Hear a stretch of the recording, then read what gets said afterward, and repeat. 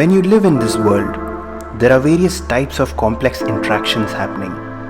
As your field of play increases, the complexity of interaction also increases. If you're just sitting in a cubicle, working on your computer with only one other person, you need only a little understanding. But if you are managing 1,000 people, you need a vast understanding of everybody. Now, suppose you're managing 1,000 people and you want all these people to understand you, then you are not going to manage anything. You need to understand the limitations and the capabilities of these 1,000 people and do what you can.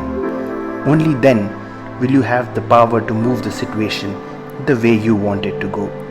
If you are waiting for these 1,000 people to understand you and act, it is only a pipe dream.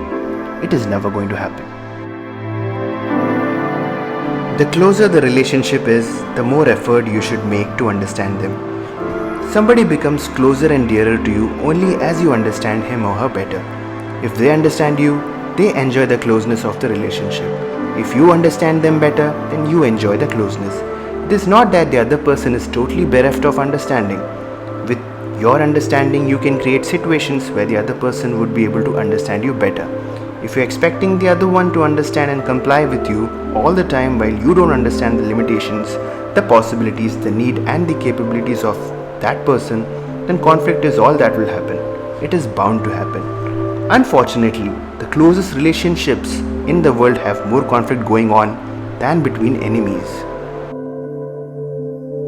In your relationships, you have fought many more battles than this and are still fighting, isn't it so? This is because your line of understanding and theirs is different. If you cross this LOC, this line of control, they will get mad. If they cross it, you will get mad. If you move your understanding beyond theirs, their understanding also becomes a part of your understanding. You will be able to embrace these limitations and capabilities. In everyone, there are some positive aspects and some negative aspects. If you embrace all this in your understanding, you can make the relationship the way you want it. If you leave it to their understanding, it will become accidental. If they are very magnanimous, things will happen well for you. If not, the relationship will break up. All I am asking is, do you want to be the one who decides what happens to your life? Whether they are intimate relationships, professional, political, global, or whatever, don't you want to be the person who decides what happens in your life? If you do, you better include everything and everybody into your understanding. You should enhance your understanding to such a point that you can look beyond people's madness also. There are very wonderful people around you, but once in a while, they like to go crazy for a few minutes. If you don't understand that, you will lose them. If you don't understand their madness, you will definitely lose them. If you do, then you know how to handle them. Life is not always a straight line. You have to do many things to keep it going.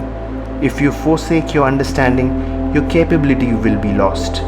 Whether it's a question of personal relationships or professional management, in both places you need understanding. Otherwise, you won't have fruitful relationships. The way you are right now, the very quality of your life is decided by the type of relationships you hold. You better make the needed efforts to understand the people around you.